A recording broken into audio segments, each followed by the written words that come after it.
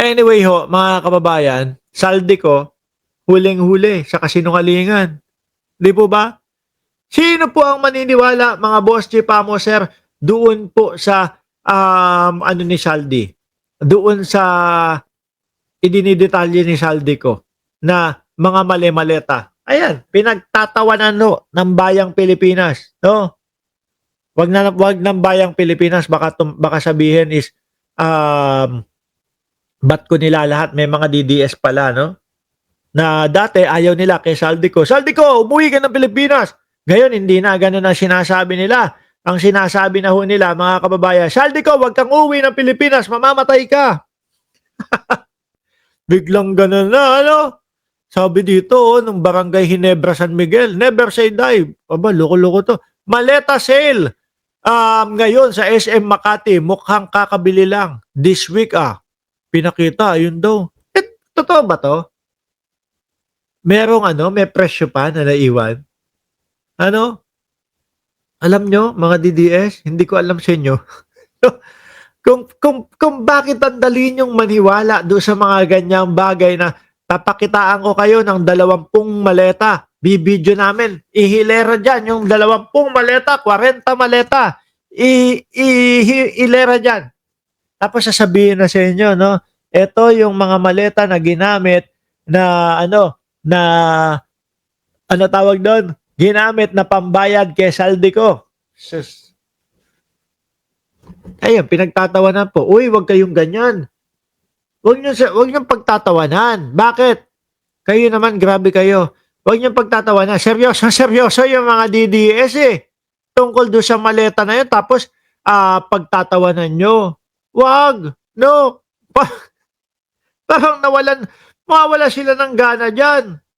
Grabe to. Tagal namin pinagandaan to. Tagal namin hinihintay to. Katinang ilong ko talaga. Si Ma'am Aba kasi nandyan eh. No? Tagal namin hinihintay itong ano na to. Pagkakataon na ito. Magsalita na si Saldico at pumabor sa mga DDS. Tapos yung mga sumusuporta kay Bongbong Marcos at sa gobyerno ng Pilipinas, pagtatawanan lang, hindi siya seryosohin. Hindi naman po kasi kaseryoso. Pero mga kababayan, ha? O eto, alam niyo po ba, yung maleta, nabuksan na. Binuksan no, mga kababayan. Gusto niyo makita kung ano ang laman ng maleta? Press 1. Sige, press 1. Mga boss chipa mo, sir. Kung sino ang gusto makakita nung laman ng maleta, mga bossing, press 1 dyan. Sige nga, game. Papakita ko sa inyo. Binuksan na, mga kababayan. Eto na po, no? Nag-iiyakan na yung mga DDS dyan. Uy, si Aba, alam mo naman. Gusto niyo na makita. Wag na natin patagalin. Si Chio, nandiyan. Eto na ho, mga kababayan. Ang laman ng maleta ay piatos. Piatos at daming wig nito yan, nabuksan. Nabuksan na po yung maleta, mga kababayan. Paano yan? Grabe. Joke lang ho, mga kababayan. Kasi naman yung mga yung mga DDS, mapakitaan lang ho na mapakitaan lang ng maleta, sasabihin na, yan, yung laman ng maleta, yan yung pera doon sa ibinayad. Yung sabi ni Gutesa, mga bossing is, inihatid ko po yung pera doon sa kay Martin Romualdez at kay Saldico. Wala ho akong narinig doon na naghatid din sila sa Malacanang. Meron ko kayong narinig doon sa affidavit ni Gutesa na naghatid siya sa Malacanang. Wala, di ba? Wala. Ngayon, ang sabi ni Saldico, ito po yung hinatid sa Malacanang. Ito po yung dinala kay Bongbong Marcos. Ano nangyari? Ito po yung basura. Iba na. Magkaiba na sila ng sinasabi. May tag price yan ng mga maleta. Nandun po, nakita yung piatos. No? Masarap yan. Masarap yan. No? Lalo na Mary Grace ang pangalan. Nandun din po yung mga wig. Ewan ko, kayo na lang bahala kung sino. Kung bakit wig ang laman niyang maleta na yan. Nangangati na talaga ilong ko. Sabi ni Gutesa, inutusan siya ni Saldico mag-deliver. Sabi ni Saldico, personal na siya ang nag-deliver. Ano kaya ang totoo? Sabi ni Joselito, babon. Parang tera o bayong.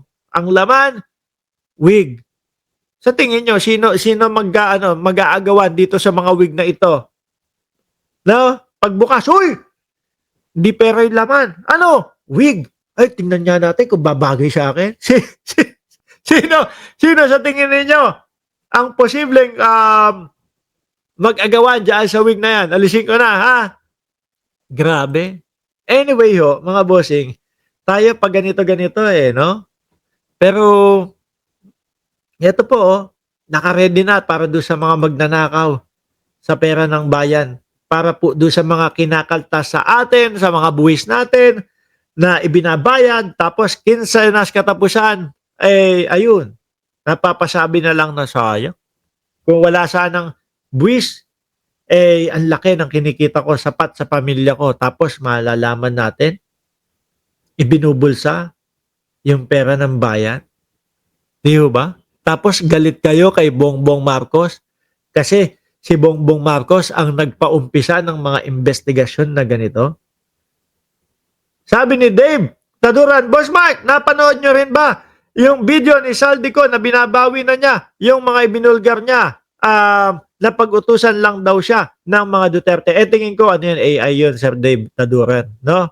Nilaban ba yung wig? Pare ang Diyos idadamay ni pati ang Diyos idadamay ni Saldi. Ganyan na ho mga bossing. Kapag wala na ipit ka na no? Ituro mo na baka makachamba ka. Ito pong mga ito pong mga hakbang nila o mga pagkilos nila mga boss chief amo sir. Isa lang po ang gusto niya mga mangyari. Matanggal yung pangulo.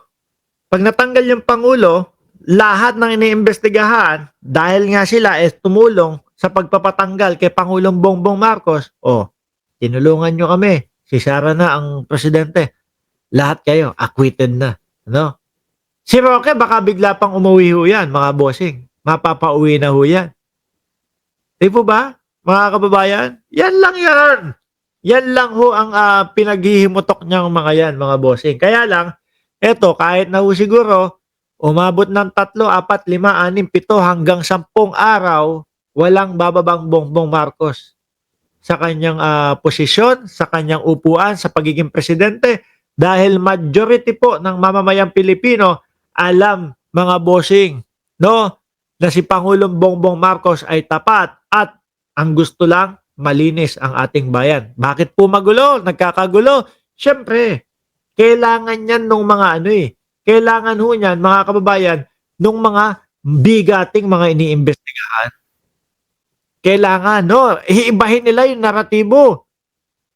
Ang iaano ho nila, mga bossing, si Bongbong Marcos siya. Pag napatanggal, tapos ang investigasyon sa amin, Chabit, okay na, hindi na magpapapreskon.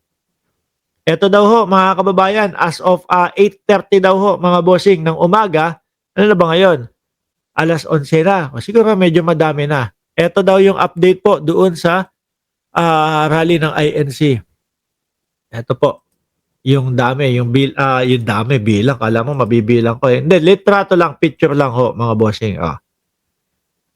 Ayan na. Sana. Siguro ang tinataya nga daw nilang alam, nasasama 300,000 po. Naku, lalo yan. Mas imposibleng makapagpababa ng Pangulo yan. Ayan. Sabi sa GMA, as of 8:30 a.m., November 16, 2025, nasa 16,000 na ang bilang ng mga tao sa Luneta Park sa Carino Grandstand at na makiisa sa protesta ng Iglesia ni Cristo. Hindi, panoorin ho natin yan mga bossing. Susubaybayan natin. Susubaybayan natin na yung mga sasabihin, lalo na kapag si Marcoleta na magsasalita. Kasi si Marcoleta gigil na din Hindi na maiiwasan na na magsalita ng mga kontra sa gobyerno. Lalabas at lalabas ho yan, mga bossing. Umuulan ng 3,000 per head. Totoo ba?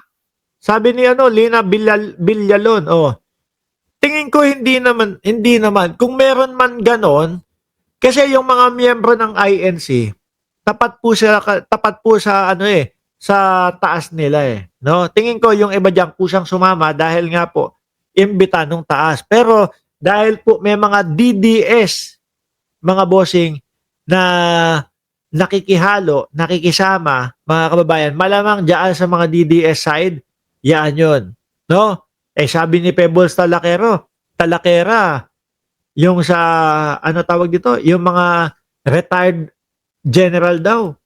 Magkano ba? Sabi doon 300,000 daw, sabi ni Pebbles Talakera ang bayad do sa mga retired general na yun. Biruin mo, babayaran mo yung Symetra na pagkalaki-laki ng tiyan.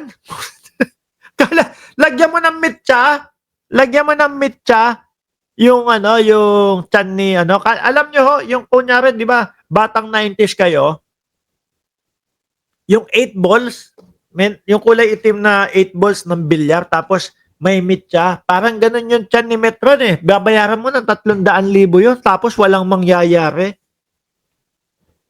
Di ba? Tapos walang mangyayari, aray ko. Sayang. Daming ipipinance. Ang sinasabing pinanser, sabi po ni Ramon Tulfo, nakangati na po yung ilaw ko talaga. Kate, bakit kaya ganon? Sabi po ni Ramon Tulfo, pinanser ng rally ay si Sara Duterte, si Pulong Duterte, at wala pong iba kundi po yung nangungunang food truck na nandun na po, no? At handang-handa na po na magpakain daw. Ito nangungunang food truck, kasama daw po yan sa sponsor ng rally. Ayan po. Walang iba kundi si Chavit Singson na araw-araw nagpapa-presscon, hindi matahimik dahil po baka makulong. Hindi niya talaga akalain, mga boss chief amo sir, na yung bigat ng pangalan niya ano tawag doon? Babanggain ng presidente natin. Sorry. Nakatapat kayo ng mabigat na presidente na gustong paunlarin ang bayang Pilipinas. Hanggang dito na lang po muna. Maraming salamat and God bless po sa ating lahat, mga kababayan.